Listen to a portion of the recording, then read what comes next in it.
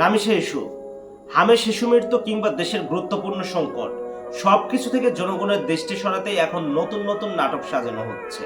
আর সেই নাটকের অন্যতম মুখ হয়ে উঠেছে ডারবি নাসির ওরফে নাসিরউদ্দিন পাটোয়ারি।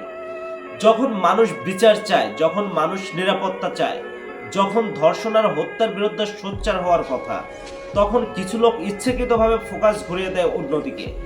এদেশের মানুষ আর বোকা না, কে সত্যকারের মানবতার কথা বলে আর কে ক্যামেরার সামনে দাঁড়িয়ে নাটক করে সব জনগণ বোঝে।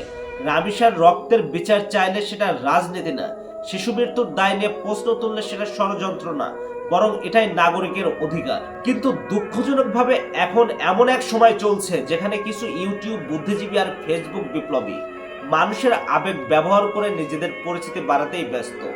মানুষ মরছে, বিচার হারাচ্ছে, আর কিছু লোক লাইভে এসে ডায়লগ দিচ্ছে। জনগণ এখন জেগে উঠেছে।